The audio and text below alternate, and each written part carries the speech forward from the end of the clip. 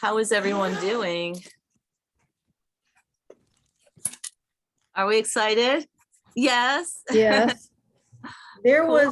was one question posted in the forum. Uh-huh. A woman has the small kit, and so she does not have a color 5. She has color 1 and color 2. Uh-huh. Did she read the notes at the start of the pattern that I said, don't know. Yeah. You know, I haven't read the notes. Why would I read the notes? I did address the color issue at the start of the pattern in the notes. You know, you no matter which kit you have, you can use your colors however you like. We're gonna use them in order. And if you have 3 colors, we'll use them in the order you have. And if you have 5 colors, we'll use them in the order that you have.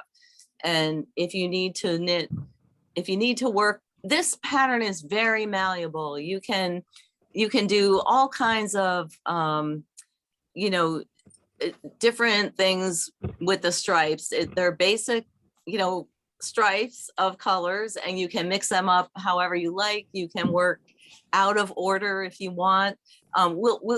The reason that there's an order is because I'll be talking about the yarns in that order. But if you want to use your yarns in a different order, you'll just have to wait to find out what your yarn is. That's all. So if you have 3 colors and you need to work 5 stripes for your piece that you've chosen to knit, you would of course have to use 1 or 2 of your colors a couple different times. Okay. And you can use any of the stitch patterns with any of the colors. It's very interchangeable. I'm going to jump over to Ravelry and answer her question, and I'll be right back. Yeah, it is in the notes of the pattern, and it's also addressed further down in the pattern, you know, like when the small scarf ends, that is addressed in the notes within the pattern, within the instructions as well. And I stop it, Robin. You're joining us from the air. I love it. Well, pretending. Oh, really? Oh, okay. I seriously thought you were in your plane in the sky. That is my actual cockpit of my actual airplane. Wow. I just had a techie person tell me how to set it up as a background for my A meeting. green screen for you. Nice. I had a friend that I used to fly with sometimes, and he would just read books and stuff while he was flying. There's not that much to do in the cockpit, I guess. I've been known to knit. Yeah, cool. Very cool. So I actually have a question. Yeah, if you have a question, you can use the hand raise tool in the, but go ahead, Molly, and ask. This is, I do want to start off tonight by answering questions, because I feel like if people have urgent questions, it's hard to pay attention to other things. So go ahead and ask. So I'm on row 10. Mm-hmm. And I'm almost out of yarn. It's this wide. Uh-huh. And yeah, I think I need to get another ball of yarn because I'm not going to be able to get through everything with the color 1. What are you knitting? What The piece? The what? The wrap. With are you using a large kit? No, it's the second largest, I think. Oh, okay. You can't knit the wrap with the yarn provided in the medium kit. So the medium kit will make the large scarf, the large cowl, or obviously the small scarf and the small cowl and the lap blanket. But for the wrap, you need the large kit. So okay, I think I thought I'd chosen the wrap when I got it. Okay. The website listing does tell you what pieces you can knit with what size kit. So would you mind just telling us what those are? Because I was confused as well. All right, let me go to the website where you bought the kit. Hang on one second. It's also in Ravelry in the forum. We've listed them there. I'll try to highlight that and put it at the top of the forum. Stand Oh. by. And let me just get to the, sorry. Oh,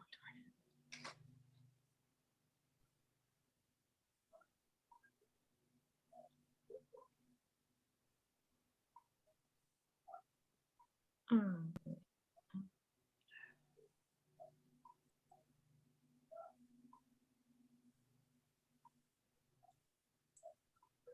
Okay, here we go.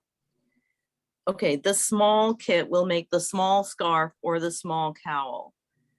The medium kit will make the large scarf or cowl and lap blanket. And obviously you can also make a small scarf if you wanted to as well. And the large kit will make, the 10 skeins will make the wrap or throw. Okay. And those are in the instructions, those are the two largest set of numbers, the two at the end. And really, for if you were knitting the large scarf, you would be almost out of yarn when you finish each stripe. So I did knit a large scarf. I've knit several samples. I'm in the middle of a third one.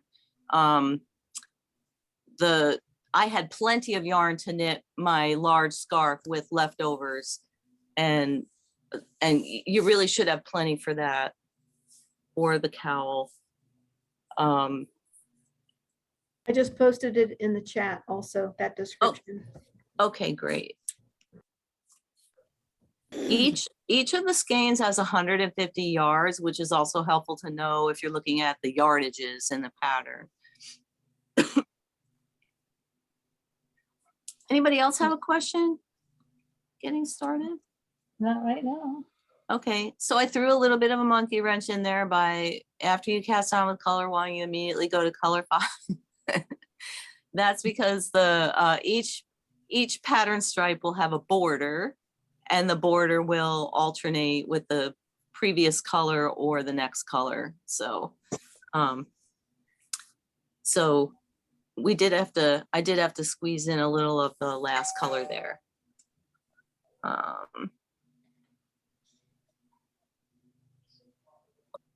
What size is the lap blanket is 30 inches by 34 inches approximately. You know, that will always depend on your knitting style and whether you've done a swatch, and it's a nice size for like throwing over your legs, or if someone if you're making it for a baby or a child, it's a nice size for a little child, or someone in a wheelchair, or who sits all day and likes a little blanket on their lap. It's a good size. We've done a lot of lap blankets at Knit Spot, and people seem to really like them. So I always kind of include that size when I make a blanket pattern. Pam? Yes, my question was, maybe I read the instructions wrong, but I thought that if it said you get to a place where you don't have that color, that you can just skip it. That's correct. So if you're using the small kit with only 3 colors, Yeah. You could skip the stripes that don't use that color. Okay, because So- when I cast it on, I didn't go to the color 5 because I didn't have it. I just kept going with. You would use you could do that, or you could use your last color, you know, that you have. So you would have 1, 3, and 4, and you could use number 4 instead of number 5. Okay, I think mine are honestly, I think mine are numbered 1, 2, and 3. Oh, really? Okay. Yeah. We were supposed to have the numbers be all the like consistent for each yarn, Oh, but there might have been a snafu in the packing department there. okay. Well, I'll use whatever I have for. Right. So your first color for everyone will be number 1, and your last color will be the highest number that you have. And honestly, it's not brain surgery. Like it won't affect the way the world turns or anything if you change it up a little bit. So you're welcome to also mix and match as you like. Anybody else have a question? No, I'm sorry, I do. Okay. It's not a question. I can't find my hand. I must not have downloaded that part of it. I just want to say I've done Clue 1. I'm making the scarf, the 150 cast on. The yarn is beautiful to Thank work you. with. Thank you. Right, right out of the And now we gate. get to all of our favorite subject. Yes, And it is they love, gorgeous. love. So the yarn, the first yarn is our, it's a classic Bare Naked Wools yarn. So it's not one of our brand new yarns that we're doing in this kit, but it's our Kent DK. And I thought it was interesting, maybe a week ago or so, we, in our last knit along, we got talking about the yarns and people had been opening their yarns and no one really said, oh, this feels like Kent DK. I thought that was really interesting because certainly some people may have knit with it and not recognized it, which is that's kind of cool, I think. So yes, this is our Kent DK. It's in a brand new color. It's one of our yarn lines where we're able to produce a really wide variety of natural shades by mixing and matching fiber from different fleeces. We are able to produce, I think this is our 12th color of Kent DK, all without dye. So all of the, hi Dina. Hi. You just popped up on my first screen. It's so good to see you. Good to see you Yeah. too. So Kent DK is our Romney Kent. Merino blend. And the real beauty in this yarn comes from the Romney fiber, which is, Romney is a British breed. It's a British heritage breed, which heritage breeds are sheep breeds that have, all sheep are domesticated, but there are breeds that go back hundreds and hundreds of years that have been domesticated, for many centuries, and the breeding of them has been allowed to commence more or less with natural genetics. So a herder has a flock and they produce lambs by breeding sheep within their flock with each other, or with similar sheep from another flock to produce offspring. And the offspring have the genetics of the parents that are passed down. And heritage breeds tend to have wool that is produced in different shades. So usually anything from white to black. But not every breed has the same range of shades.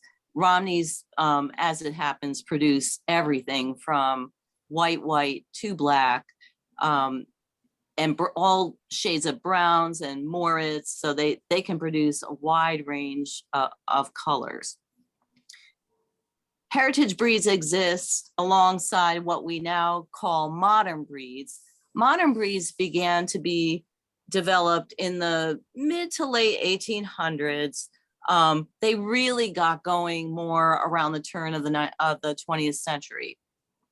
And this was where more educated, I hate to use that word educated, but through the work of science and the interjection of science, ranchers and herders, particularly in the Americas, this was a movement that came out of the Industrial Revolution and the worldwide need for a much greater amount of wool to satisfy consumer needs, began to look for ways to maximize the flocks that they had, or the herds that they had, to produce sheep that were multi-purpose, had able to produce a much larger fleece, a much larger usable fleece, and mostly and almost entirely in white wool, because the commercial market for white wool was much more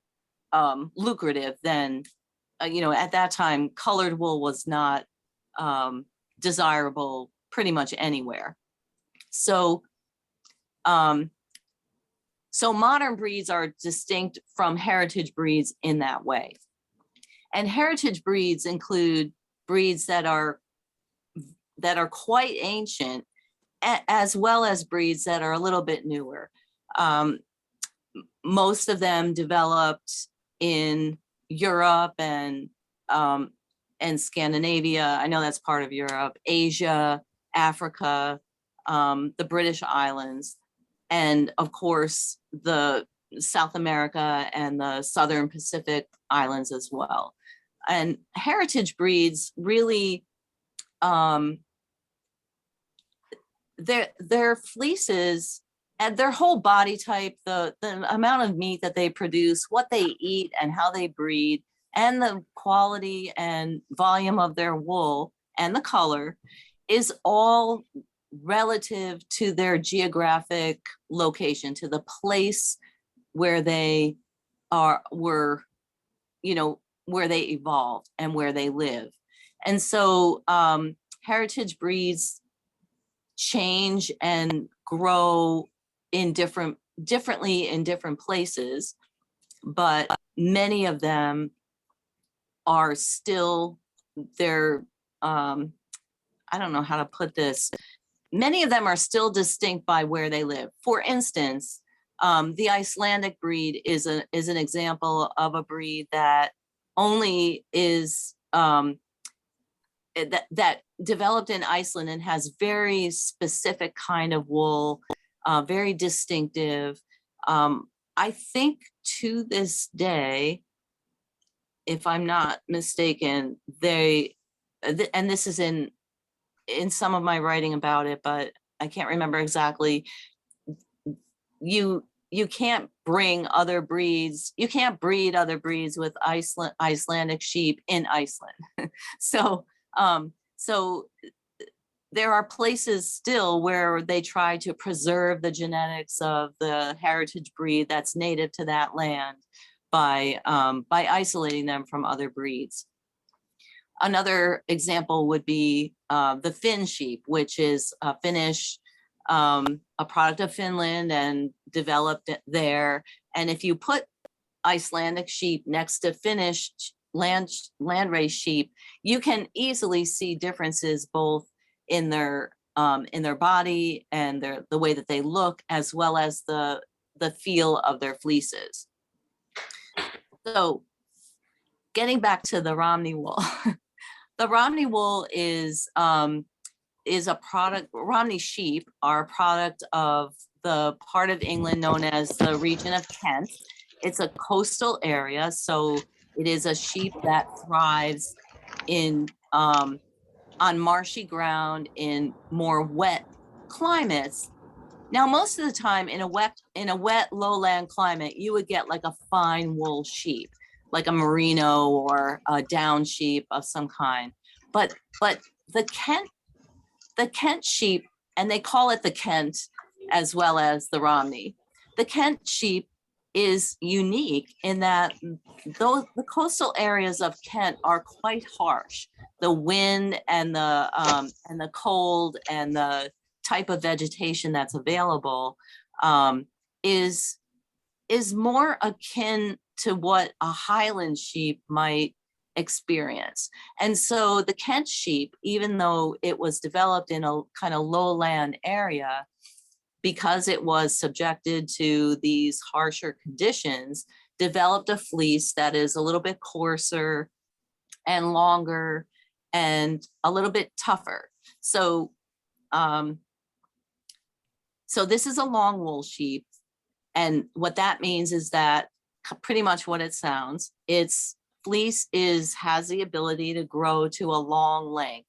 Part of that is the actual length of the fiber is longer, but the other part of that is that long wool sheep are characterized by a less crimpy, bouncy fiber. The fiber is straighter and not as, we can think of it as curly. not as curly, not as crimpy. And so the length of the fiber is kind of determined by the fact that it doesn't have a lot of crimp, and so it stretches out a little bit more as it grows. The Romney is also a luster wool, meaning that the scales along the fiber shaft are constructed and lay along the shaft in such a way that they reflect light. And so the fiber appears to sparkle or be shinier than, say, a merino fiber, which is, merino is known as a chalk fiber. The fiber has a more matte appearance.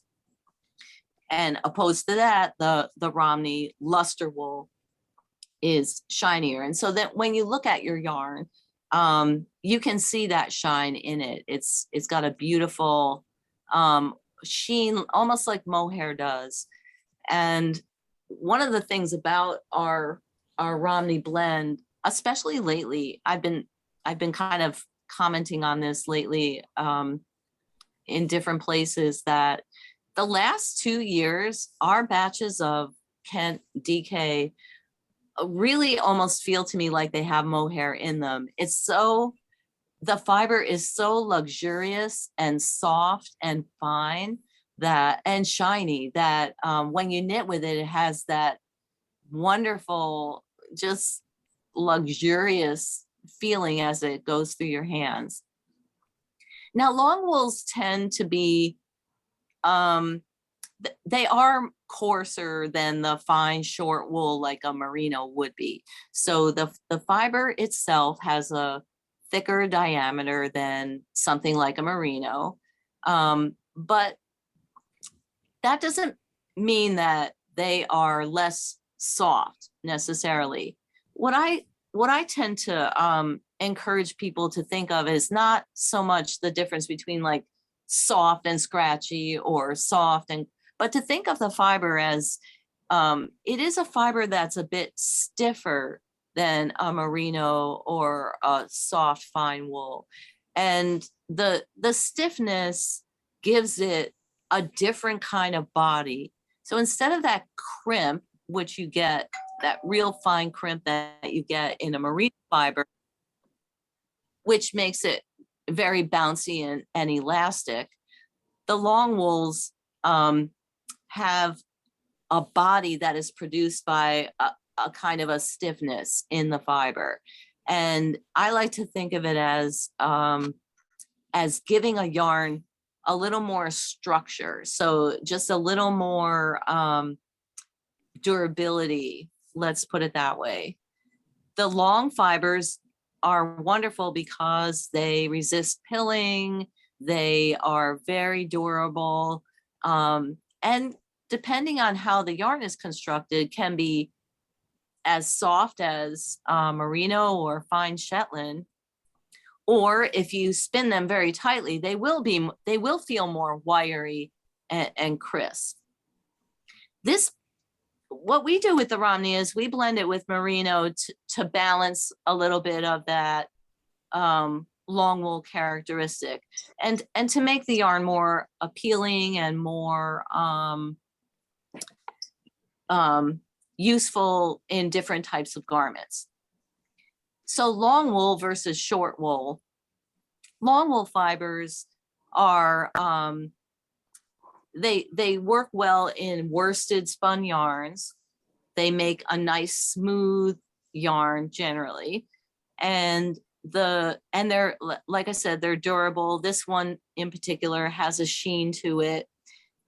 Long wools will tend to resist wrinkling, and but they can be a little bit heavy because when you spin them, the straightness of the fiber and the length of the fiber allow for some extra density. Like they'll fall together in parallel formation with very little air between the fiber. And so spinning Romney 100% can give you kind of a heavier fiber that doesn't, it doesn't have the elasticity that that you might enjoy for a comfortable sweater fabric. And to counteract that, we blend it with some merino to give it that airy, a little bit airier quality. The merino that we use to blend it is combed merino top, which allows that merino to be a little more similar to the long wool, in that combed fibers also fall into a more parallel formation when they're spun, and are kind of cleaner and easier to spin. And so the combed merino will marry a little bit more readily with the Romney and mix a little bit better to give a nice smooth fiber. We've opted for a 2-ply construction with this blend to keep it nice and bouncy and again, light and airy. As we knit through the wool along, some of the fibers that we're working with are spun 2-ply and some of them are spun 3-ply. And if you look at them next to each other and untwist a little bit of the yarn, it's easy to figure out which ones are which. But you'll notice that the 3-ply yarns do tend to look smoother and more refined. And with the Romney, but the thing about it, doing that with the Romney, is that each ply would have to be finer and be spun a little bit tighter to make that happen. And so again, getting back to what I said before, you'd get into a situation where the plies of the Romney would be kind of wiry, spun at that thinness. And so we opted for the 2-ply construction to keep the Romney blend nice and airy and nice and bouncy. This yarn is a real favorite of designers who like to design with our yarns, because it makes beautiful cable fabrics. It has great stitch definition. You're going to see that in your own in your own knitting. And as you work through the different stripes, if you're knitting a piece where you're going to have to repeat your color later on to make the width, some of you will stop at 3 stripes and some of you will be stopping at 5 stripes, but some of you will be knitting 10 or more stripes to get the width if you're doing a lap blanket or a throw. I encourage you to knit, if you want to knit the second time you use your color again, or the third time you use your color again, to try it in a different pattern. So, so as to see how differently it can knit up with, sometimes with yarn overs or in a more solid fabric, like one of the knit purl patterns that we'll be doing later. We won't be doing any cables in this project, but you can always try some of this yarn later. Now, the new colorway is named for the kind of, in Kent, England, they have these cliff areas, and some of the cliff areas are more predominantly made up of limestone, and so those are like white cliffs. And then they have these kind of an oily black colored stone that that makes up other cliff areas, and that's the stone that they call Folkestone, and that's the color name that we chose for this fiber. It's kind of like the color of an oil slick. It's got almost a greasy gray with a little bit of brown in it color. There's even a town in Kent called Folkestone, and many of the homes there are built out of this dark rock. If you Google it and look at images, you'll find many, many images of Folkestone, and you can get a better idea of where that color name came from. Now, as I was saying before, the Romney wool, Oh, the Romney wool is available to us in a wide range of colors. I'm gonna just grab some skeins just so you can see the range from the shelf here. I'm in our shop. Let's see. Here's caramel. Someone needs to mute their screen. I don't know who it is. Yeah, someone is. Okay. So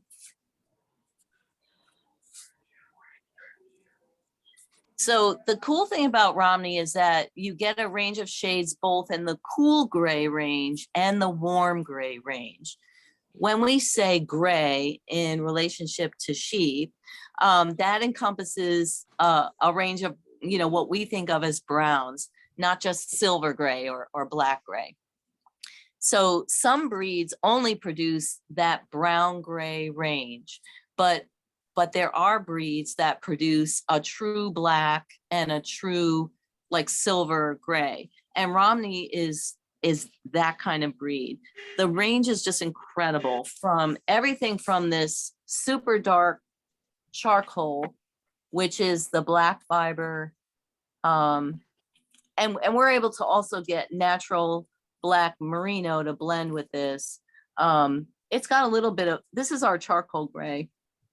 It's not the blackest black. Like when I put it next to a black, you can see it's a little bit gray. But excuse me, the phone is ringing here. I'll be right back. Sorry, I'll be right back.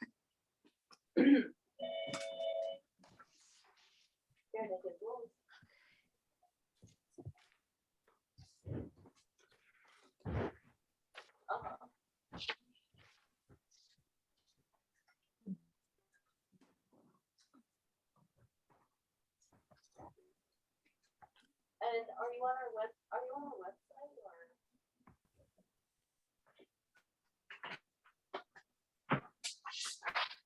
Oh, okay. Are you able to use the website or? Oh, okay. I'm actually in the middle of a class. Would it be okay if I called you back in a little bit or tomorrow and did this then? Would that be okay? Okay, what is your name?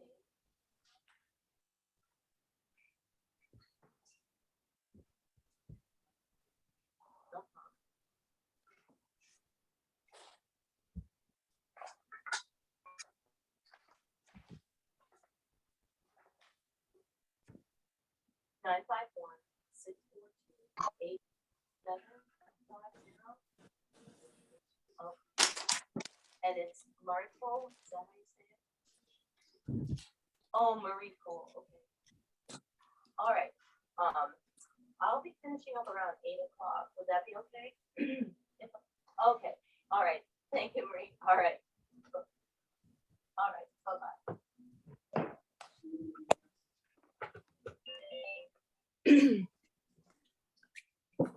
I'm so sorry. I'm on shop duty as well during the knit-alongs. Let's see.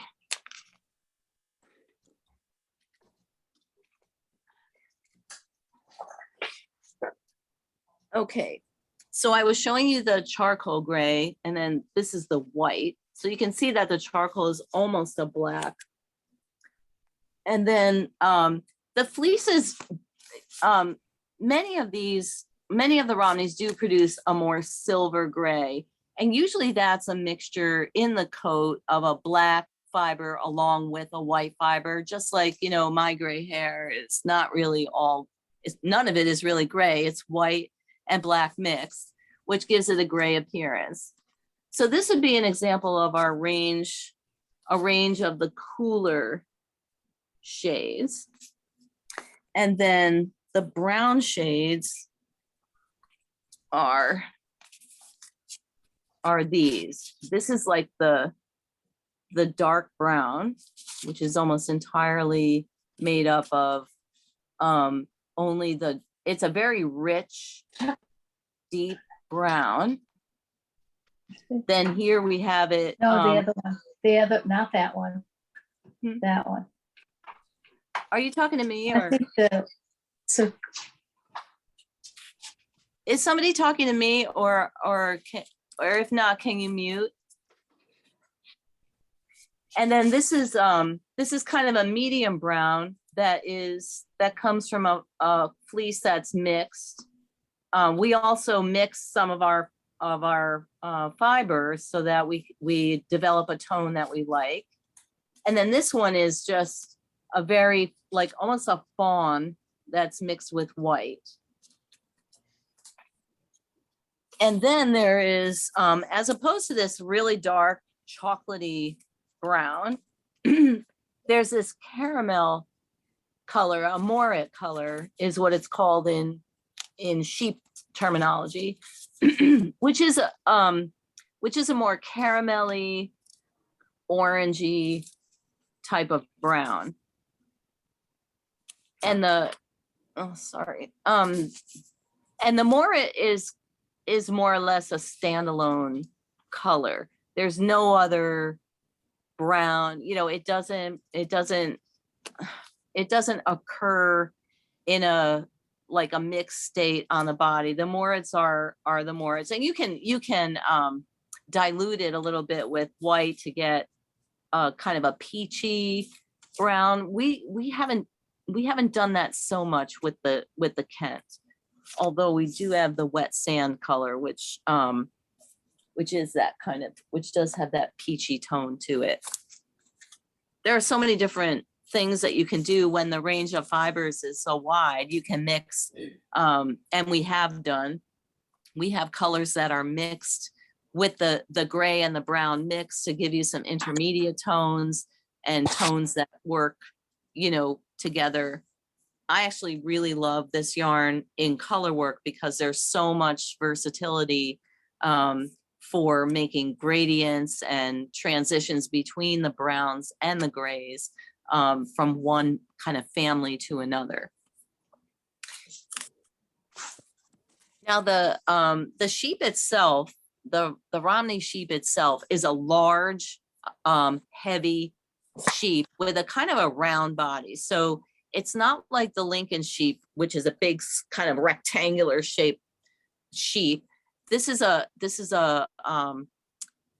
sheep that has longer legs and kind of a very round areas on its body. It produces a very good meat carcass and a lot of fleece. I mean, Romneys can produce 14 or 15 pounds of fleece even. Their fleeces are very generous.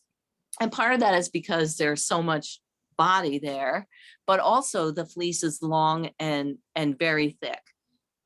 Most for commercial milling purposes, long wools, which can grow to be, a sheep that's a long wool sheep will grow 10 to 12 inch long fiber over the course of a year. But most people who raise these sheep are shearing them 2 or 3 times a year so that the staple length of the fiber never gets longer than 5 or 6 inches, because that is the kind of optimum for commercial spinning. And that's what we go for. Now, our Romney doesn't come from England, although you can get British Romney. You can purchase that to make yarn with or to hand spin with. But our Romney is all raised in the eastern United States, in the northeastern United States, mostly in New York State, and in a couple of places in New England, like Vermont and New Hampshire. A lot of it comes from just one farm. A lot of people who raise Romneys are raising the full kind of gamut of colors. Ranchers who are running very large herds of Romney tend to, favor the white wool so that they can shear it all and bale it up and ship it out to the wool co-op and not have to sort it. But over the course of the last 50 years, the craft industry, and when I say industry, we're the craft industry, the craft contingent, hand spinners, knitters, crocheters, weavers, have really had an influence on that whole idea that the only commercially viable color of wool is white.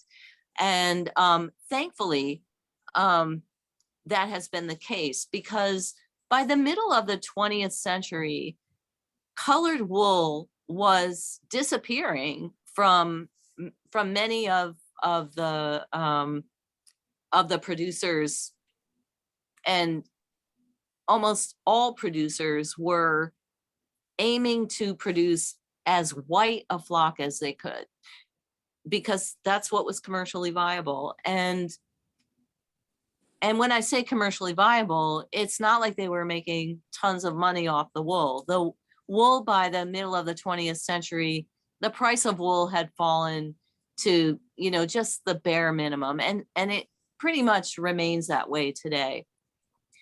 But crafters like us kind of saved the wool industry to a certain extent by showing a desire for a wider variety of colors. And people who began focusing on producing colored wool found that they could actually get more money for their colored wool than they could for their white wool by selling it to crafters. And so it became for many small producers a really good way to diversify the things that they could produce, or the things that they should produce, because producing white wool was lucrative only in a very large quantity, but they could produce small amounts of colored wool and kind of even out the income that way, or even add to their income by providing crafters who were willing to pay more for unusual colors or hard to get colors. And the nice thing about that was that by focusing on these sheep and focusing on producing certain results, producers were also able to focus on producing better fiber. So lots of times with these colored fibers, which just in the natural way of things, colored fiber tends to be a little more coarse than white fiber. That's just the way it is. But if you're raising sheep for fiber output, you have an investment there in creating fiber that's more desirable to your marketplace. And that includes not just a range of colors, but a higher quality fiber. And we definitely feel that we are the beneficiary of that. Our Romney fiber in the last couple of years, 2 or 3 years, has just been absolutely spectacular. It's so high quality, the shine of it, the strength of it, the performance of it is, and the softness is just gets better and better all the time. And the color clarity and the just the all around good health of the wool is palpable, when you're working with it. It's just lovely to work with. I feel so lucky that we have access to producers who really understand how important all of those things are to creating a product that can be, in fact, wildly popular. Not just popular or desirable, but really wildly popular. And our Kent yarn definitely reflects our sales of our Kent yarn definitely reflect that in the last few years. It's become one of our most popular lines of wool, and our mill and our producers working together to get us the best is certainly part of that. Any questions? Everyone's so quiet because you're muted. Anybody have any questions? Now, what I find interesting, I'm not, I don't know how to say this without saying it, but if you go to any fiber show or travel in the UK or elsewhere, you'll find Romney wool spun up for knitters in lots of different places, and blended as well with other things. But oftentimes it unfortunately gives Romney a bad name because it can be kind of a wiry, okay, I'm going to say it, unpleasant kind of yarn that you might not want to wear, as a sweater or a garment or a scarf. So, so one of the reasons I threw it into the mix for this wool along is that Romney doesn't have necessarily the best reputation among knitters, but I felt like, oh, maybe if it's experienced without a label, it would be so much more palatable to people. So I was really glad to see at the start of our session so many comments popping up about how beautiful the yarn felt and looked. And for some of our even most ardent fans, I know haven't tried this yarn, I'm really glad that it made the cut for the wool along. Gika, you have a I was question? just curious, I could probably figure this out from the website, but do you have the same color range in the different weights of Kent yarn, like the Kent lace, the Kent DK? We don't. The DK has the most color range, and what we're doing is building up as we go. So the lace yarn, for instance, was a brand new weight last year. So I think we started out with 5 colors and we've added 1 or 2 since then. And what we're doing is when we get a new DK color spun, we're getting it spun in the worsted and lace weights as well. So they're starting to all build up. Some colors are just more popular than others, and so it takes more time for those colors to roll around for a restocking. But yeah, the Kent worsted is a super popular yarn now. I mean, we never used to sell much worsted weight yarn at all. In the last couple of years, it's people just in the fall, they just want worsted weight. So we're offering more and more of our Kent colors in the worsted weight. Anybody else have a question or a comment? I have a question, Ann. This new color that's in the #1, is there sweater quantity of that color on the website? We do have the extras. If you got your email today with the Zoom link, the link to the extra skeins, the link to the yarn itself is there. It is only available in 2-ounce skeins, so you'd have to buy more of those. But you know, and if it's really popular, we'll just add it to the line and get another batch made later. It really is.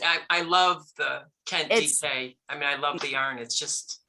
Yeah. And this color is very intriguing. It's a mysterious kind of. That's the thing. I'm not running low. I just mentioned it because I made an appointment for her, but her appointment is not until July 12th. And whoever that is making an appointment, if you can mute yourself, that'd be great. Thank you. And she's gonna call out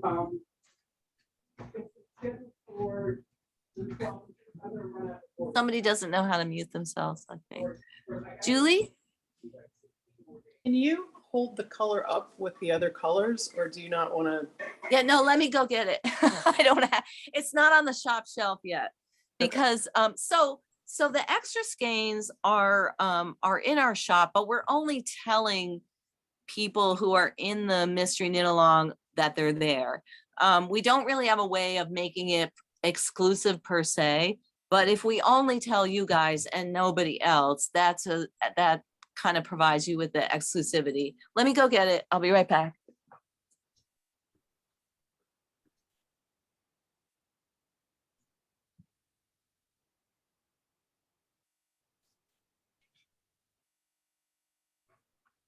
Could anybody tell me how to raise my hand?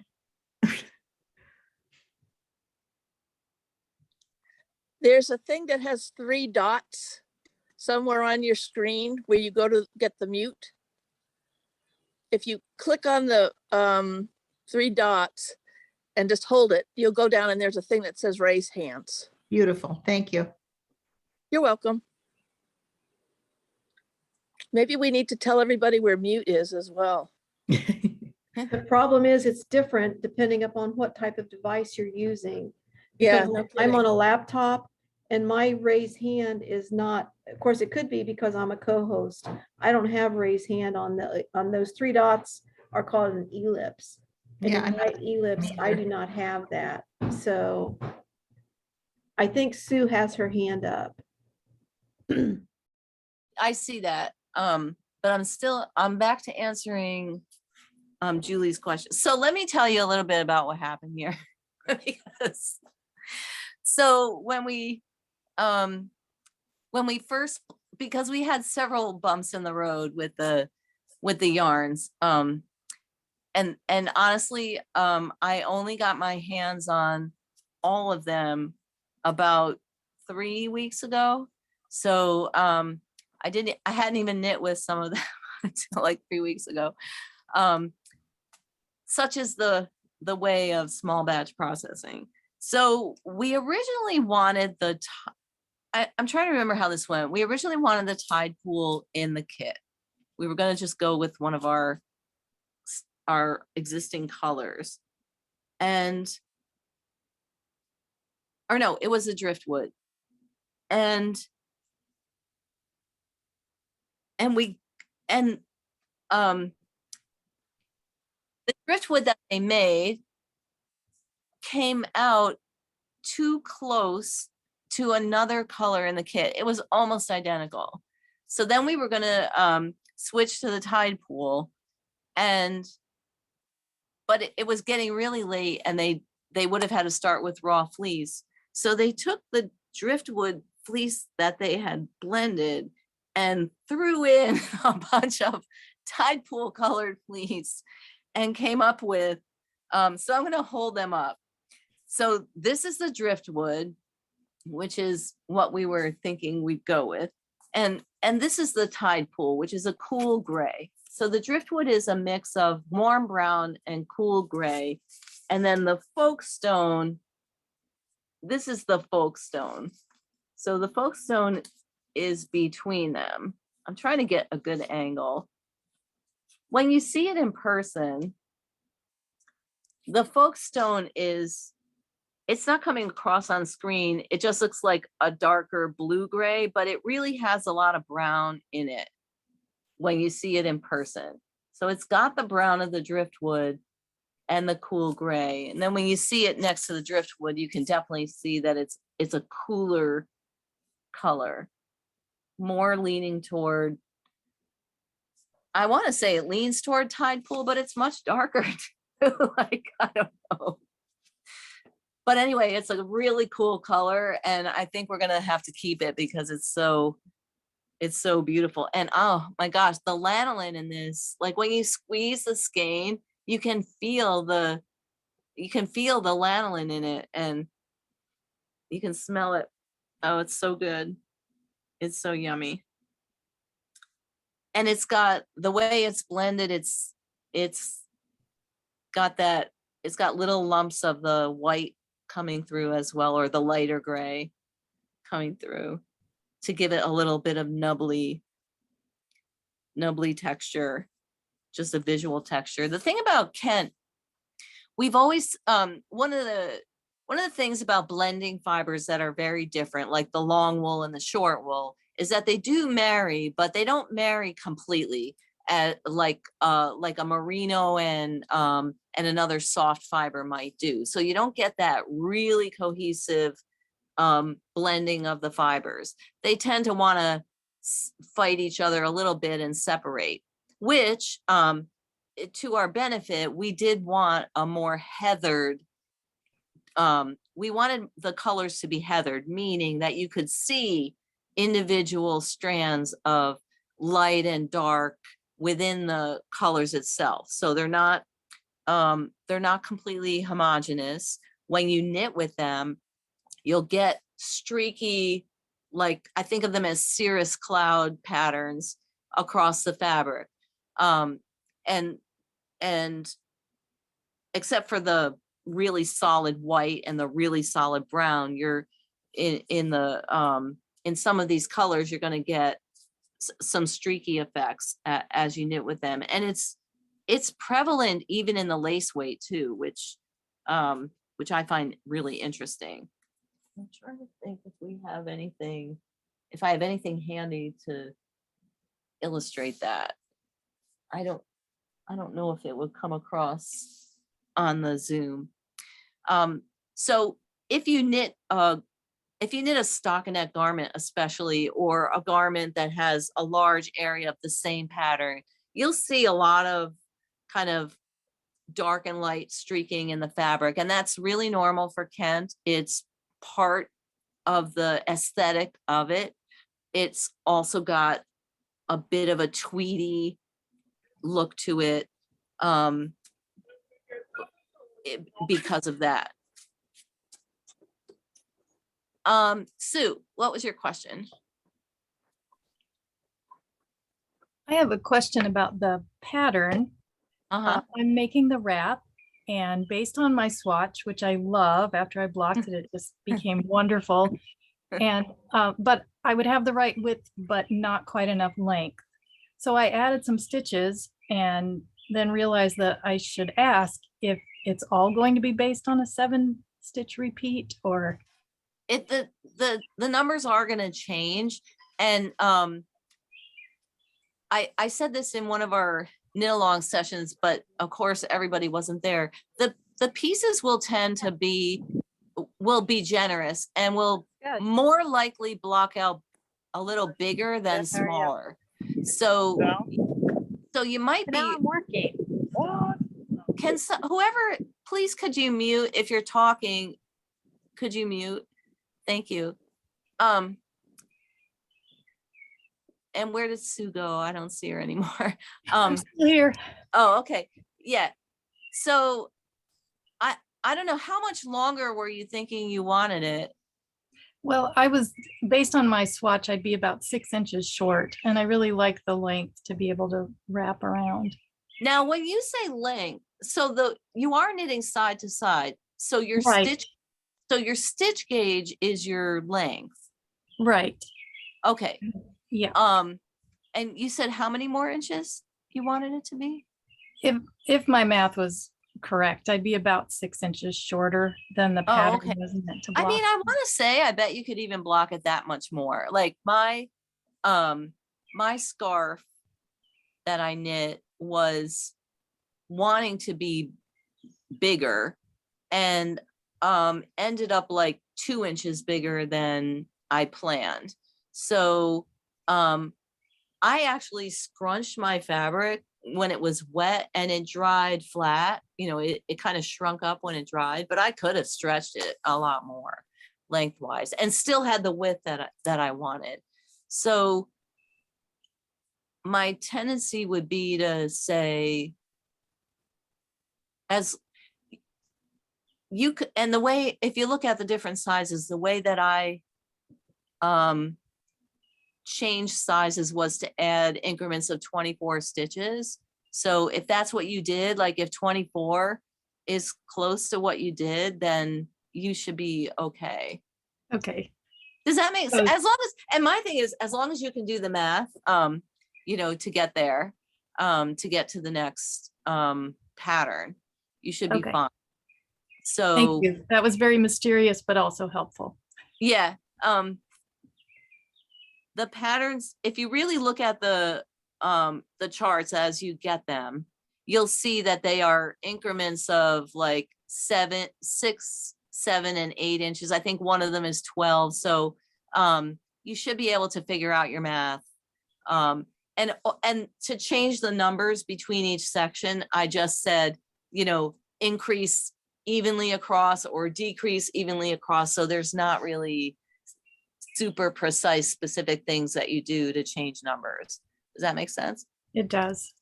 And Great. I set it all up that way for this very reason, so that it could be super customizable for people who want that.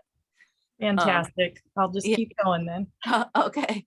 And likewise, I didn't say it, but I meant to, if for instance, Sue actually wanted a longer wrap, but if you wanted a wrap that was not as long, you could always cast on for the large scarf and knit it wider for, for someone who's petite in height. They might not want it that long.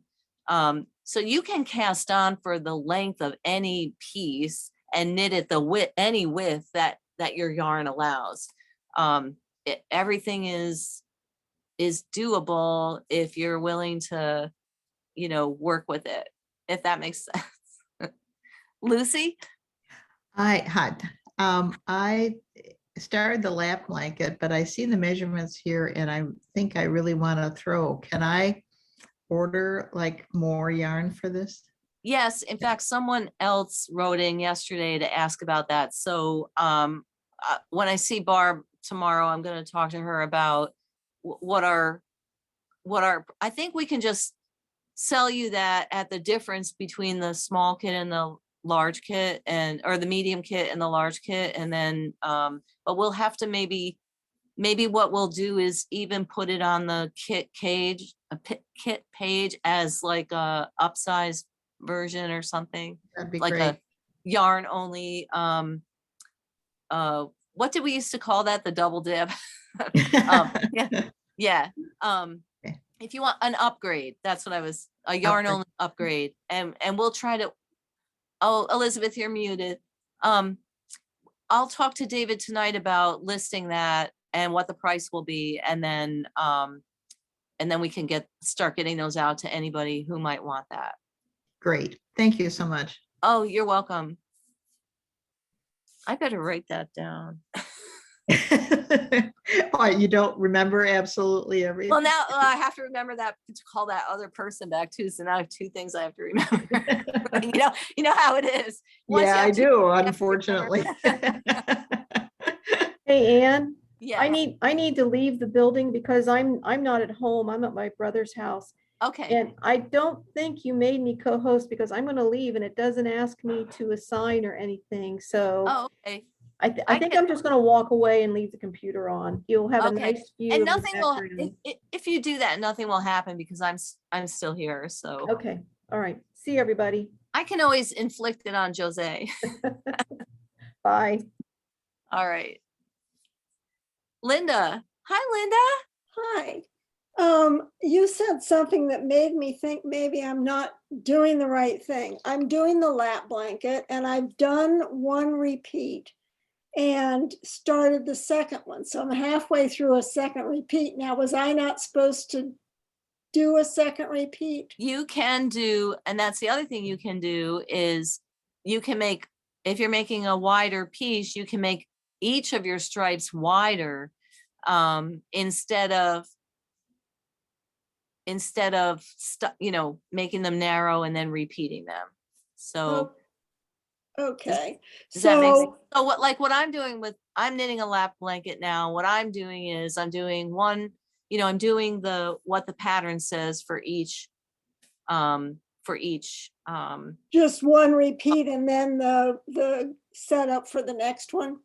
Yeah, that's And what then- but it does say in the instructions that if you want to, you can make your stripes double wide. You can make each stripe double wide and use up all your color on one stripe. But so you don't know what you're gonna have coming afterward and how it's gonna sort of fit in, but Right. um, You got to trust the process. Like just trust. it's a mystery knit along. Is it gonna tell me when to come back in with this same gray, or I just start over at the very end with this? Now I'm confused. If I do the one repeat and then the setup for the next number 2, and then at some point I'm going to come back in with this Kent again. Whenever you want to. And really after the first 5 stripes, which we're all going to do together, if you're making a wider piece, after the first 5 stripes, you're free to do any stripe in any color or any pattern that you want. So you can mix the colors differently next time around if you want. Okay. Does that make sense? Does that make sense? Well, so you could do, so the first time through, you could do 1, 2, 3, 4, 5, and then you could do 3, 2, 4, 5, 1 if you want to. Okay. And you could use a completely different pattern with that color as well. Okay. So in the pattern, we only use one color for each stripe if you just stick to the pattern. For the purposes of the wool along, yes, because Okay. the purpose of the wool along is to experience each different yarn Okay. and, possibly each different pattern. Okay. If you wanted to, though, you could knit your whole piece in the same pattern over and over and just switch yarn. And that would be interesting too, because you'd be knitting the exact same stitches with different yarns and you would really be able to feel the contrast between yarn. So that's also an option. Like there's just so many options that I can't even put in the pattern.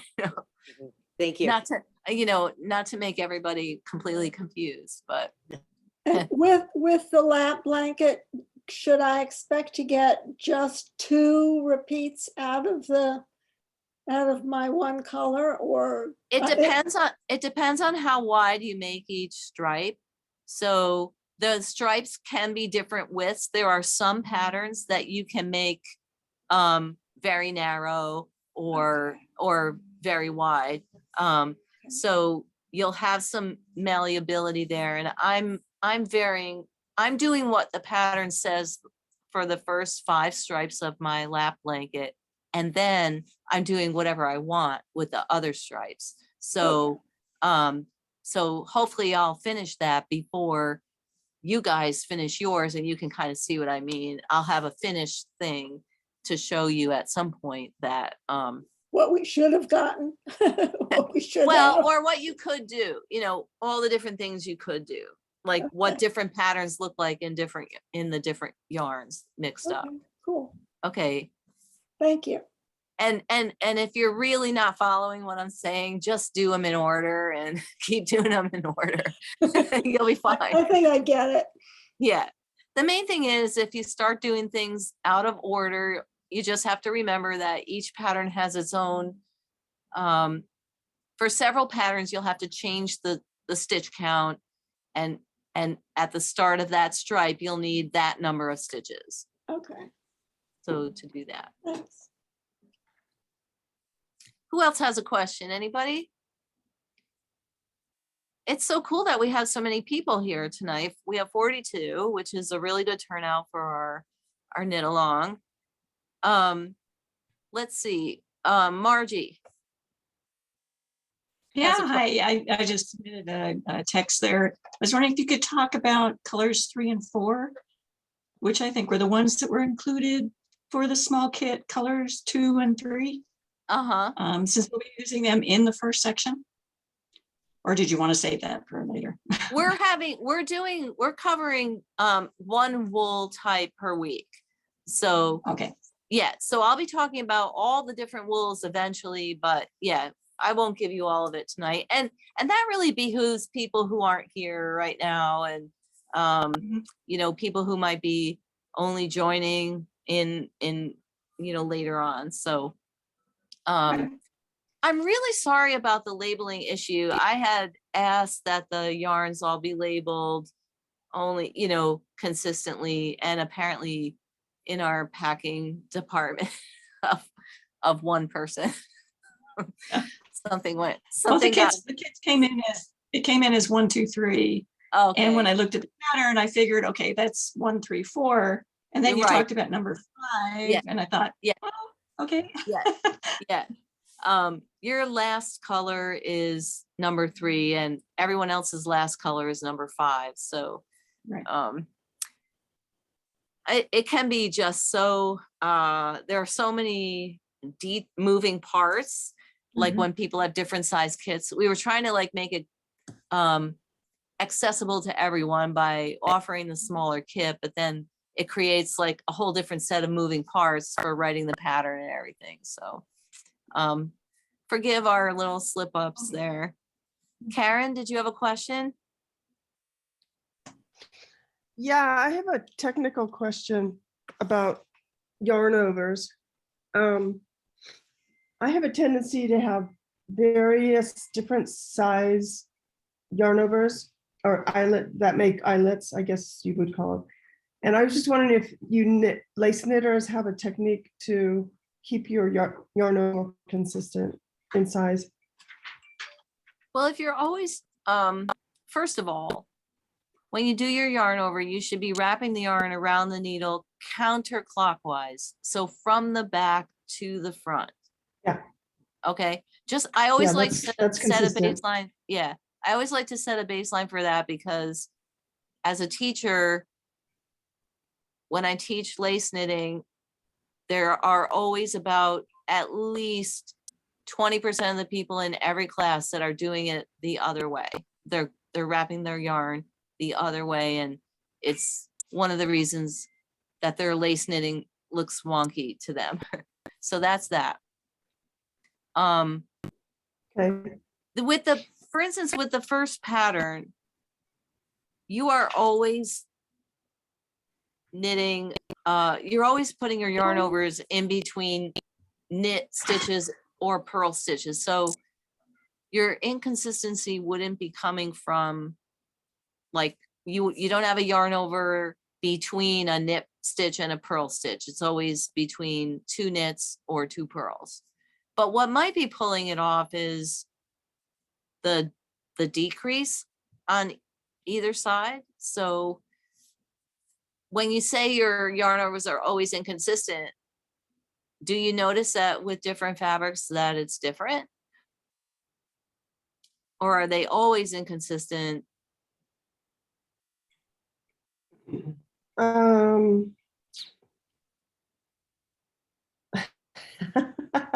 Good question.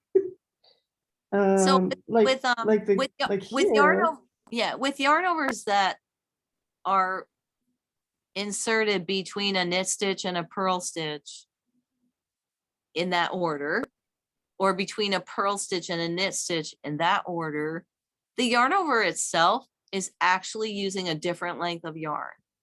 So that can be a problem for knitters That makes where, and really, there are all kinds of things you could do that make it a little fussy, but the best thing you can do is to learn to tension your yarn, is to know that those instances are coming up and to learn to tension your yarn slightly differently for those type of yarn overs. Yeah.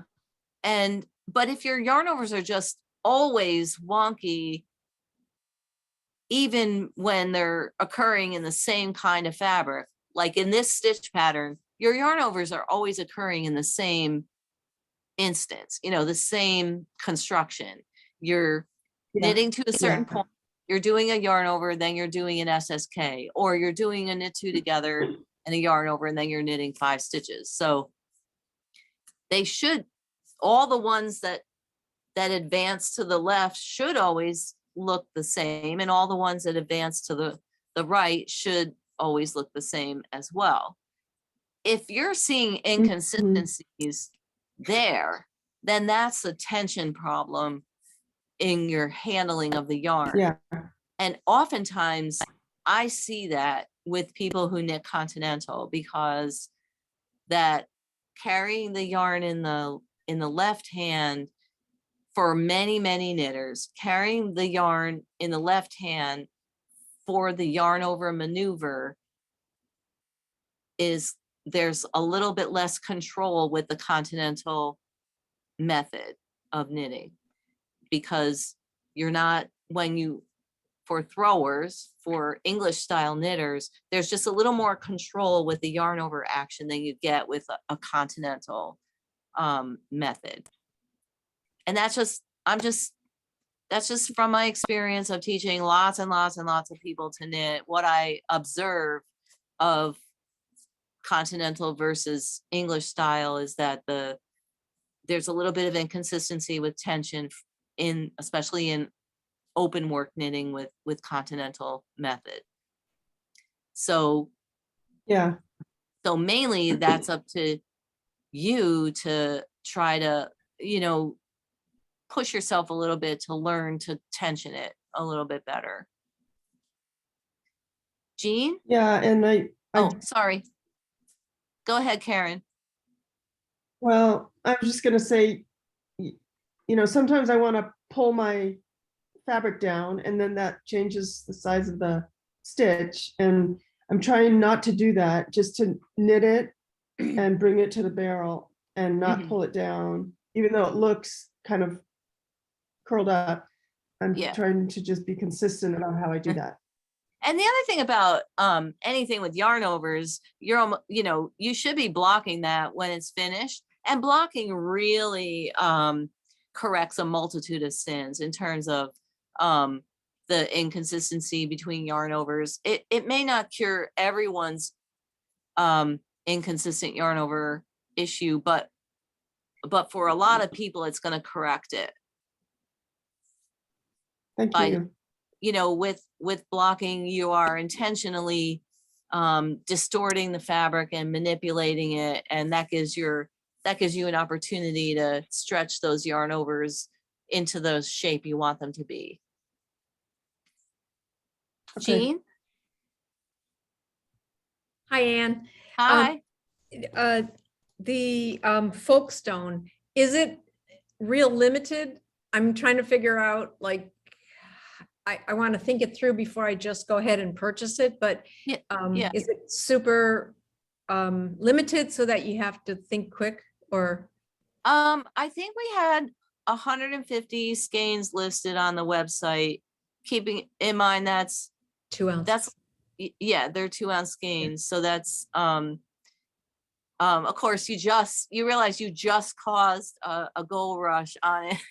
I know. Well, I'm doing that for you. No. That said, we held some back for kits, and if we ran out on one side or we're always going to put the yarn where the money is. So we did hold some back for kits, but if we get really low on the single skeins, we'll put more there as well. Okay. And I'll let's think say, quick. yeah, and for those upgrade packages that I talked about, we'll probably start out by listing like 10. I mean, I don't know how many people are interested in that, but we'll probably put about 10 of those up for anyone who wants it. Okay, thanks. But yeah, it's a beautiful color. Well, it's a beautiful color because you have it. It's your color. I mean, and it would look so nice next to Robert's interlocking. I know. If we want to be really weird, because we're both twins, I could make one for myself and then. Well, you could you could knit a different pattern. I know. Yeah, that would be funny. Audrey? That was quick. I am just joining in. Pardon my voice, I've got COVID. Oh, unfortunately. sorry. Yeah, we're having our own little family super spreader. But that just happened. And for me, it's hit my throat. But I'm just joining color 5 to my cast on. And I'm wondering if I should try to do a spit splice for the color changes, or should I just leave tails and tag them in? I opted for the tails on this one because they're very infrequent. And also, if you spit splice, you're going to have to do it every 2 rows. It might be really inconvenient. So yeah, what you end up with is like, let me think now. I think you end up with 2 or 3 ends at each color change. It's not that many. And I felt like it was easier to handle it with the tails personally, but that's up to you.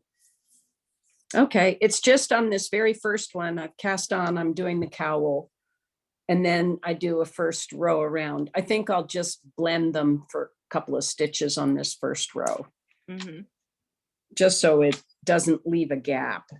Just Anyway. make it easier. Yeah. Yeah, I think I'll just do that. Okay. Thank you. Karen, did you have another question, or is your hand still up from before? Okay. Anybody else have a question?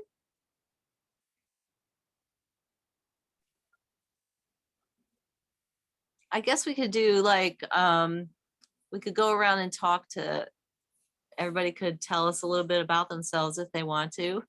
I don't know, Jose usually comes up with all the party games. Where is Jose? I'm up here.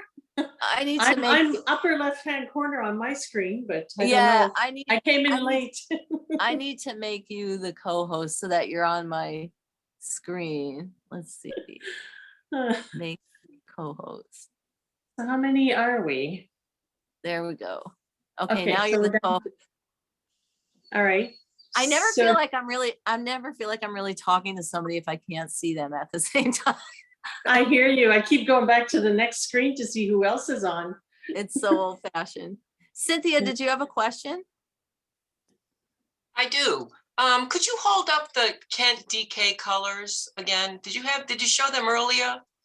I did. Let me get the rest of them and the ones I don't have here. And I'll do that.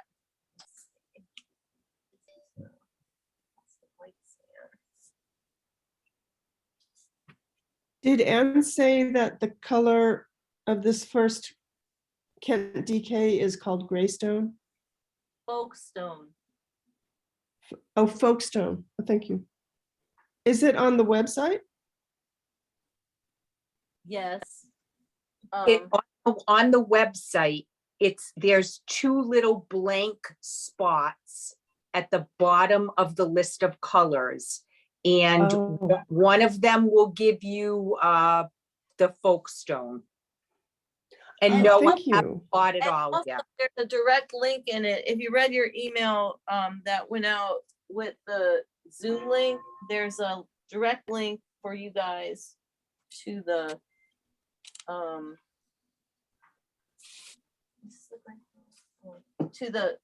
extra skeins. I'm not surprised that Robin had it all figured out already. But I didn't buy any yet. Anne, do you Yes, think, being the operative word. yes, right. Do you think that since it's obviously going to be hugely popular, that you might bring it in the larger skeins? I mean, I think we do want this in our lineup. Like I said, it wasn't a mistake batch, but it was a serendipitous batch of color. So we have to talk to the mill about how and when they can, make it again. Yeah, possibly produce it. Yeah, it's awesome. Yeah, it is. It's really beautiful. So I'll ask Barb to talk to the mill about that. Barb is at the point where like, I'm not talking to that mill right now. Because of the flub ups. There were a couple flub ups with the, not quality wise or anything, just, you know, the mills are still struggling with workers out with COVID, and then not being able to hire enough people, and then, you know, people who've been picking up the slack throughout the last 3 years are needing vacations and stuff. You know, it's just a just like our business, it's always a challenge. Okay. I'm trying to organize these colors into so I'm gonna do the cool colors first. And for some reason, there isn't any gray pearl out here in the shop, but these are the 4 cool grays. This is the white. So this is white caps. This is beach pebble here. This one is tide pool. And then this is mussel shell on the end. The charcoal is the mussel shell. And then in between the beach pebble, which was a new color last year, and the white, there's also something called gray pearl, which is a slightly lighter gray, but they're all the cool, the blue grays. And then Folkstone kind of sits in there. Let me see if I can squeeze it in. So the Folkstone kind of falls between the tide pool and the charcoal, the mussel shell. And you can see when I put it in between, then you can see the brown in it. Like now you can kind of see that brownish tinge it has. And then the browns are let's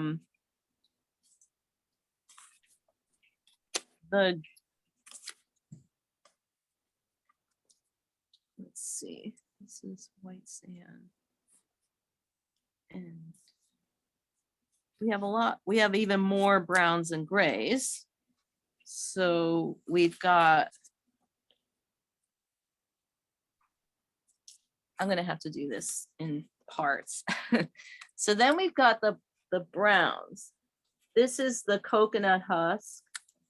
Then this is the driftwood, the beach glass, and the white sand.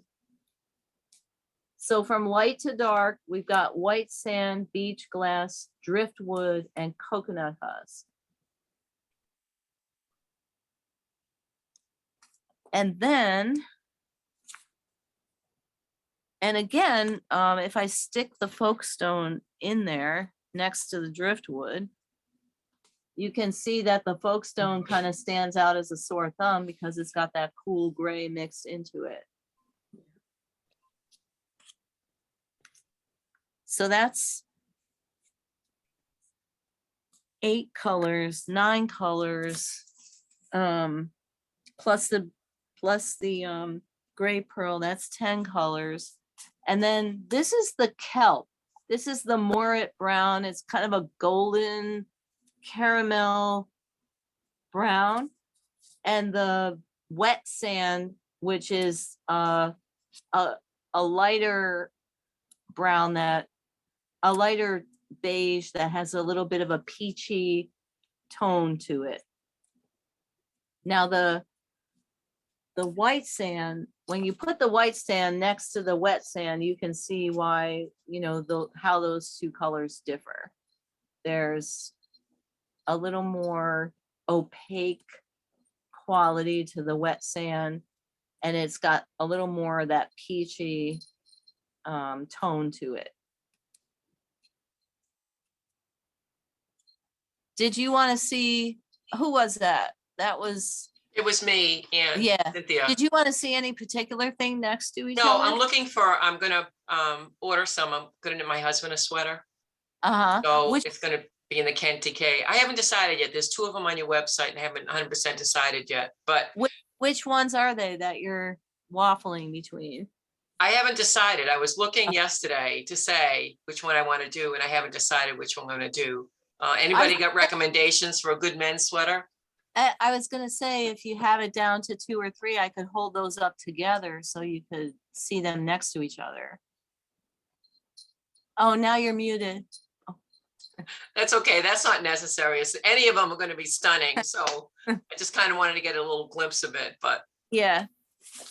You know, speaking to your question, any recommendations for a guy sweater? The sweaters that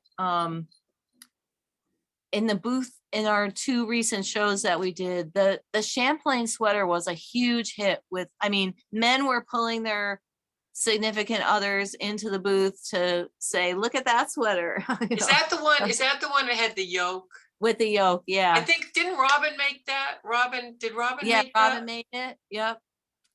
Cynthia made it as well. Yeah, and several men came in the booth and bought the yarn as a gift for their wife.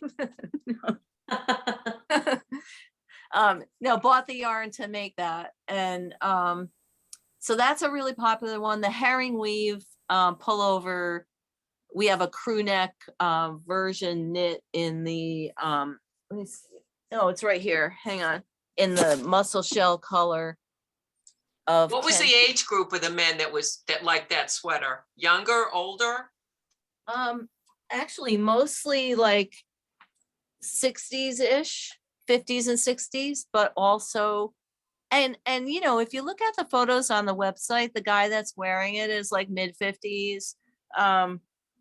And then the herring weave sweater is always really popular with guys too. It's just a basic herringbone or herring, yeah, a twill kind of pattern overall, and then it has the cables around the armhole and down the side.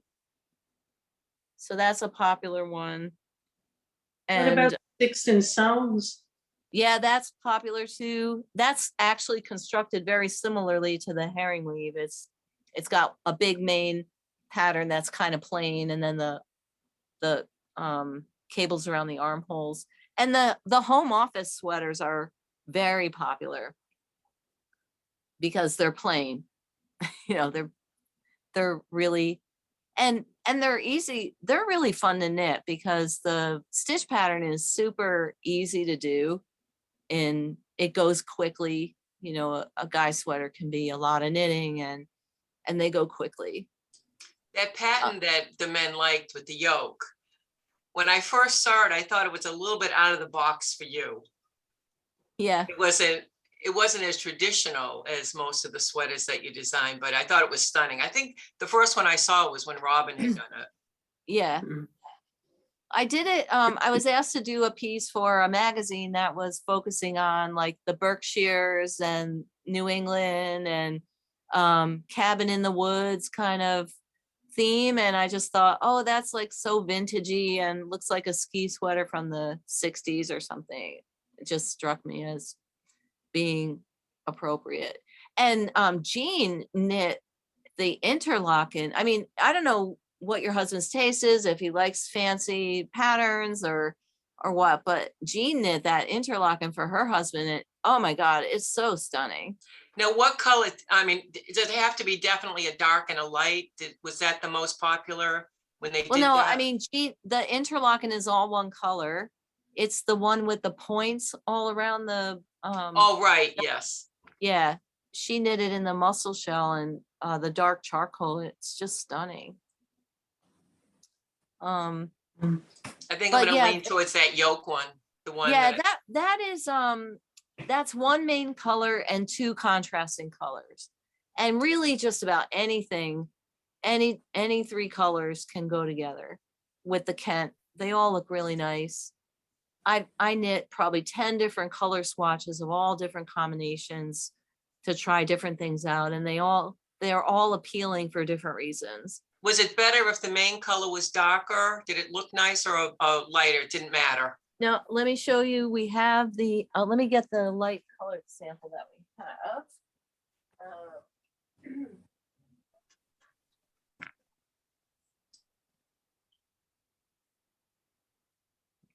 I mean, so many people love this one too. And it's the three, at the time, the three lightest colors. It's the white sand, the white caps, and beach glass. I think it's beach glass. Let me see. Yeah, beach glass. Or you could use wet sand, you know. But I mean, I have swatches with like all the blue grays and the man's one that you see in the pictures is tide pool, mussel shell, and beach glass. And then I also knit one that the main body is the brown, is the driftwood, and that's driftwood, beach glass, and mussel shell. And that one is really pretty too. Dark. That's the one I took home for myself. And I wear it a lot. I love it. If I pick the main color and email you, will you put the other contrast colors together for me? Sure. Okay. Yeah. I'll do that.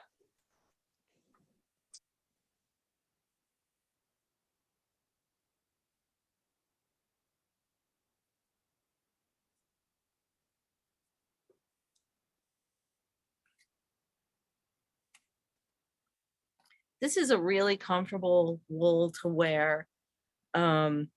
It's like almost all of our wools, it's very breathable. The two-ply construction, that airiness in the yarn that I talked about means that it gives the fabric, the knitted fabric, a very breathable quality, and also provides a highly wicking fabric for carrying moisture away from the body, you know, so that heat buildup doesn't happen. And that makes it a great yarn for guys, because that's one of their big complaints, is that sweaters make them feel too hot.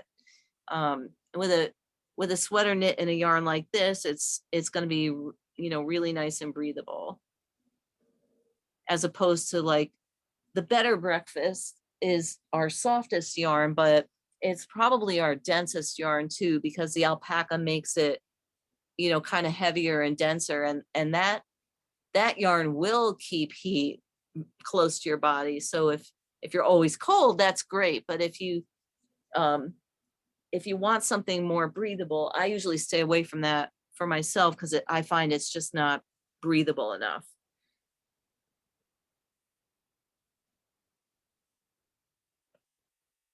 Plus the alpaca is a little, I'm finding that's a little irritating for me.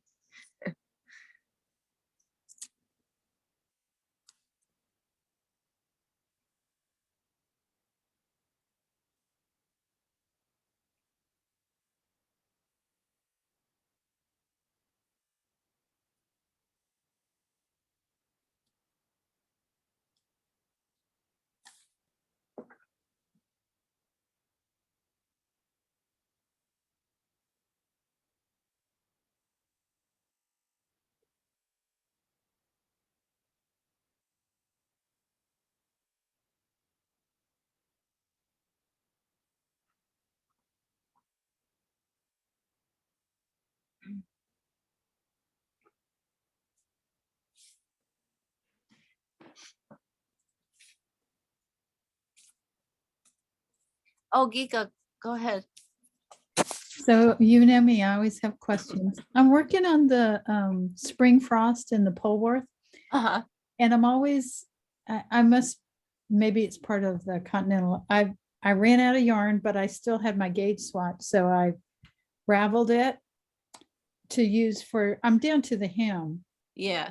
But what I'm curious about is it's a little kinky because it was knitted. Do I need to steam that or something before I knit it, or will it be okay? I don't do that. Okay. Yeah, I wouldn't. I mean, if you wanted to wash it, you could, but I wouldn't steam it. Okay. Yeah, because once you steam it, then when you wet block it, it might not behave the same as the rest of the yarn. Oh, right. Okay. And you won't And be. it's already been, you know, I wet blocked the gauge swatch, Yeah. but you think That's- it'll probably just That should be Okay. okay. I mean, I've pirated, I've cannibalized swatches before. I usually don't bother with Okay. straightening. Thanks. Gika, the same thing happened to me with my Spring Frost in Polworth, and I just blocked it today and it looks just fine. I'm excited about it because I'm so close to finishing and Yeah. Are you making the blanket or the just a scarf? scarf because Oh, I'm nice. doing it from the barn box. Okay. It's really nice. I'm really, really happy with it. Yeah. My friend that I told about you that might be traveling through said it's the prettiest thing she's ever seen. And I'm like, wow, that's really nice. Okay, thanks. I appreciate that because now I can get on with it and finish it. Yeah. Yeah. And thanks, Audrey. I was picturing that you had to do the hem of your blanket with that yarn. I was thinking No, that wouldn't work for sure. I think I got it for this because I've already done one of the repeats of the hem pattern. So I just have like 3.5 or something like that more to go. Thank you. Sheila, did you have a question? I did, thanks. Gika asking that question about the steamer reminded me. Is there a steamer that you guys, anybody who has experience with them, have used and think it's a reasonable investment? I've never steam blocked anything, and I'm trying to figure out which are there choices, or does it matter, or do you have one that you like better? Do you have an iron? I have an iron, yeah. I haven't used it in like 20 years, but I have an iron. Well, first make sure it won't like burn up when you plug it in if you haven't used it. But the way that I steam block everything is I pin out my dry pieces to the measurements in the pattern. And then I saturate a towel pretty well with water and squeeze out a little bit. So it's a pretty wet hand towel. And I lay that on top. And then I turn the iron on to the highest setting without steam, just dry. So all the way up on your linen setting. And then without pressing, just touching the nap of the towel with a hot iron will produce steam that goes down in the fabric. So, okay. And the nice thing about that is the wet towel on top of the wool will trap the steam between those two layers. If you use like a nappy towel, it'll trap steam that goes into the fiber, so there's like a chamber there, a thin chamber that will collect the steam as it comes down and push it into the wool. And that's kind of nice. I mean, if you don't want to invest in a steamer, then I really don't. Yeah, then just do that. And just make sure you're not attempting to iron anything. You're just using the iron to tap the towel and produce steam. So you don't want to put any weight on it because if you put weight on a hot iron on knitted fabric, it's going to make a mark. So you don't want to do that. And when you're done with the steaming, you just take the towel off and you just let it sort of dry. Correct. Okay. Just it should only take like 10 minutes, especially if it's something knit with our yarn. It lets go of the dampness really quickly. Just let it dry in place and then unpin it. But if you're doing sweater pieces, you can pin say you steam block a sleeve. It takes a little while to pin it all out and get it just right.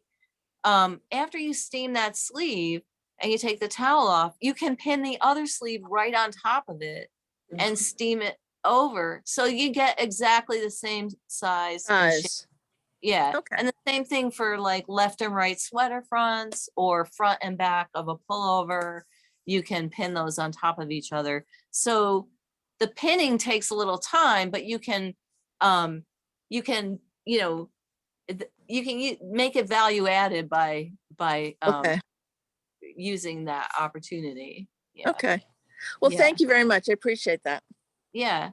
I think there's even a video, Sheila, somewhere on our YouTube about how to do steam blocking. And I'm almost certain there is. So you can look on our YouTube channel, the Knit Spot YouTube channel for that.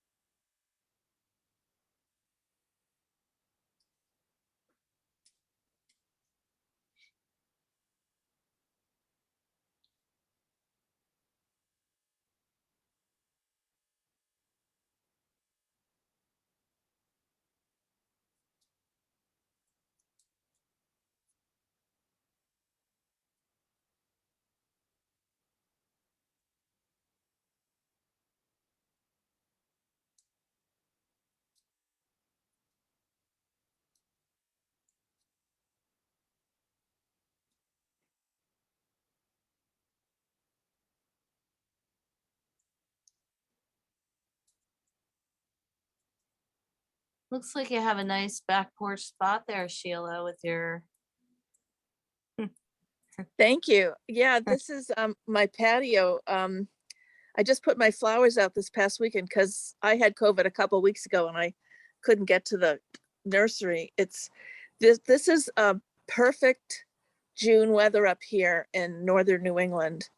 And I got home from work. It's like, I'm not going inside. And the sun is just setting over there. And it's just, I'm feeling pretty blessed right now. Knitting outside. Yeah, it's pretty nice. Thank you. Yeah, you have to take advantage of these long days up there because the winter days are so short. That's exactly right. It's no fun in the wintertime. So yeah, it's so light at 8:30. I can't believe it. I love this time of year. And where we are, it stays light right now till almost 10 o'clock. So it just goes on and on and on. You know, we go out for a walk and I can't figure out what time it is anymore because the days are so long. Wow. Yeah. Wow. Huh. How much further south are you? Man, that's a lot. We're at the farther end of the time zone is what it is. I mean, it's Oh, also okay. it doesn't get light as early in the morning, like Yeah, it when gets light here at 4:30. yeah, when I visit my mom, it's really noticeable difference. Got it. Okay.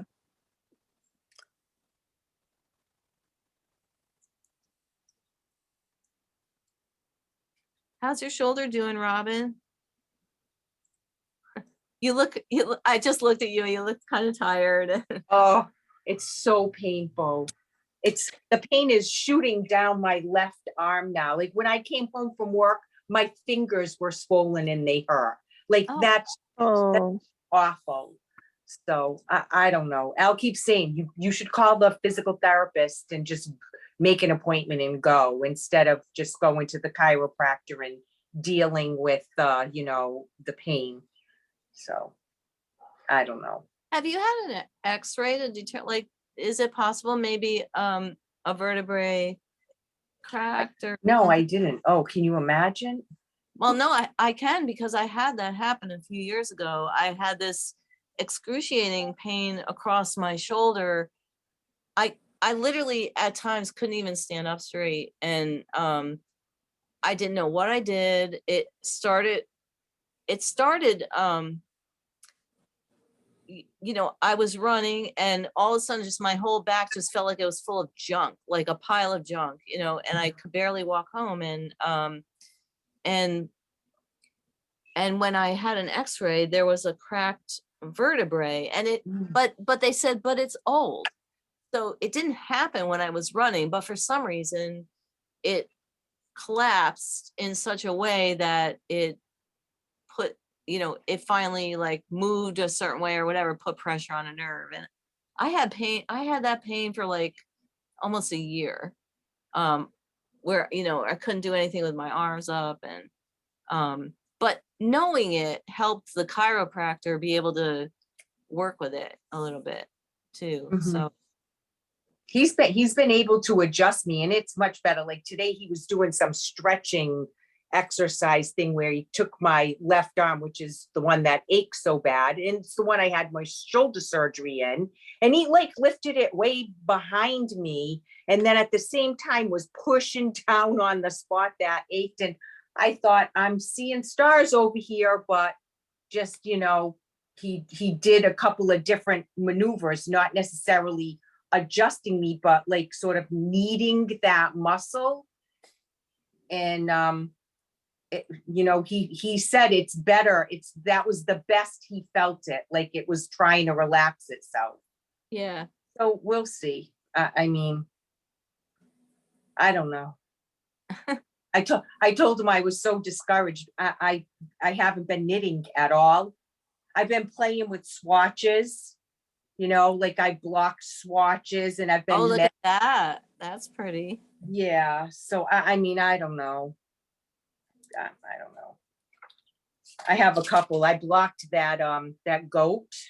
It's so beautiful, blocked and washed. Oh, it's so soft. How'd that do in the gauge? I wrote down all the numbers. I was actually gonna send you an email or something, because I'm a little lost on my gauge at what I should do with this. So I have all the numbers written down, like 20 stitches and 28 rows on 5s. And I don't know. I need to really think about it. And then I washed, this is the stone soup fingering in color work, the start of color work. Oh, that's pretty. And I wrote down that gauge, what I was getting for that. So that's what I've been playing with, basically.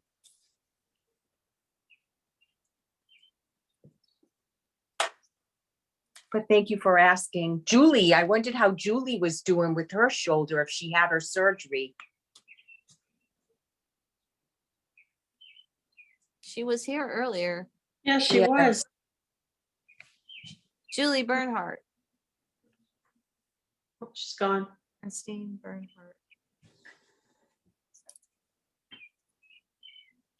She might have left. Catherine, you're so quiet. I'm muted. As I said, you're so quiet. I think I might do mine all in one yarn. I'm debating. That would be nice. So play Yeah, with I'm it. just curious. Yeah, I'm curious how to look all the different stitch patterns. Just because I know the yarns, I think. So, plus I kind of feel like doing that. I don't know. I'm in a mood. So I don't know. I haven't decided yet. Which yarn? I think the Folkestone, I think. The Kent. Oh, I better get ordering. Well, no, I'm only doing the small cowl. So if I do that, then I'm thinking I just need a couple more skeins of the 2 ounces. I'm thinking 4 ounces should be enough for the small cowl. Yeah, doesn't the small cow just really one more, because it just takes 300 yards, right? Is that right? I think so. I was looking online to see how to figure it out and I couldn't find the Well, kit. intro to the pattern has the yardages. Oh yeah, duh. I mean, I'm not telling a secret or anything. It's Well, we know I'm still a little slow, but I also have other colors of Kent. So I thought I could, if I feel like changing it, I could, but. Oh, there you go. That's. Yeah, the small one is 300 yards. Required. No, I think it's just 150. Oh, you mean the yardage for the small cowl? Yeah. Yeah. Because I like the color. It's really dynamic, the combination with the cool and the browns, and it's kind of chameleon-like. I was playing with it in the sunlight, holding it up against other colors and other grays and browns. And I like that chameleonness of this Folkestone. So I'm just debating in my brain what I want to do. So that's probably why I'm being so quiet.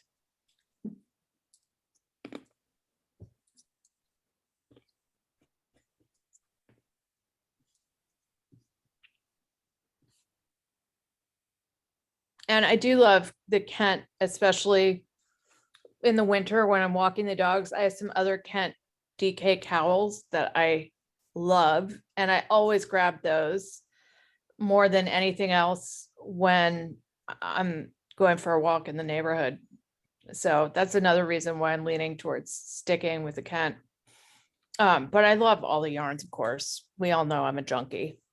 So on Yeah, that note, when With you good first feel taste. this yarn, when you first feel this yarn, you might not think that it would be so next to the skin soft, but it's super comfortable to wear. it is, once it's knit up and you wash it and block it, it's like a whole nother animal. It's amazing. And that's so true for all your yarns. I think they really transform once they're blocked. It's amazing. And then they just become favorites. I always just reach for them because they are the best performing things I own. And like I'm looking at the colors all piled up here on the table, and they're so clean. You know, they're so fresh. Yeah, So- they don't muddy. They really are separate. So they're Yeah. fun to play with. And I'm sort of thinking that if I do stick with just the Kent, my little cowl could be like a swatch for the sweater you guys were talking about. Yeah. So I'm I just, remember when I did all the swatches for the Champlain, it was just amazing how you could take all those light colors, which seem like they would be really close and wouldn't provide any distinctness.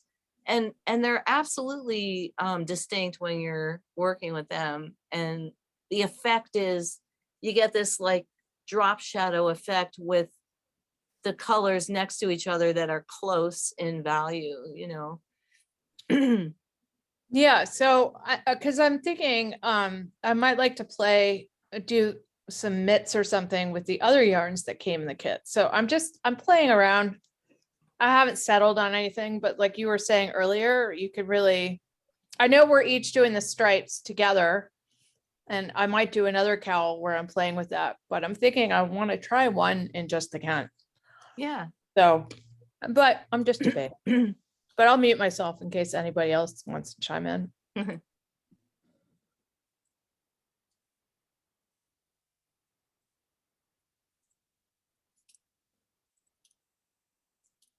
I think you have a great idea, actually, personally. Oh, really? Yeah, I like that idea. I might steal it. Gee, and you I can also steal like anything you want from me but my house. Okay, thanks. I also like the idea of using the different yarns with the same stitch pattern. So, you know, you're kind of getting the effect of all the different yarns being the kind of prominent feature. Yeah, I did something of yours, and it might have been for the Yarn Voyages class with all the different yarns once. So that's why I'm sort of leaning, but it's so like revelatory to play with the different yarns if you've never, with Anne's yarns, if you've never done it, because it's just amazing to compare them anyway. But since I've done that once already, that's why I'm leaning a different way.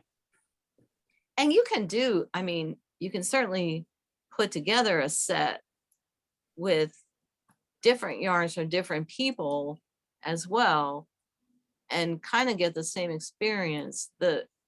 You know, the thing to do is to look for yarns that are, you know, kind of breed specific or have some kind of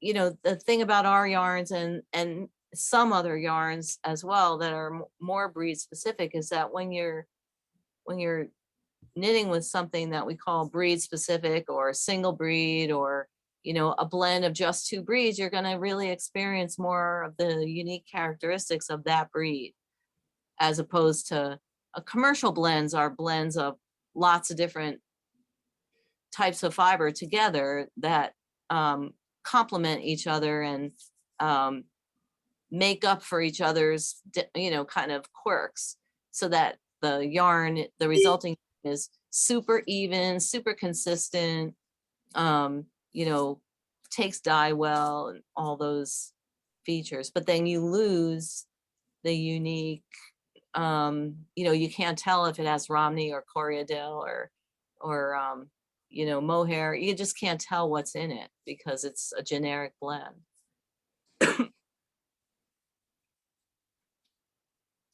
I'm gonna say good night and thank you very much. Good Oh, night, good night. everybody. Yeah, it really Yeah. is time to go, and we'll see everybody on Saturday. All right. Bye. Thanks, Bye. Ann. Don't forget those 2 things you have to do. Yeah, don't forget to call that woman. Yeah, I have to call that lady. I'll talk to you later. Talk to Bye. you later. Bye, thanks.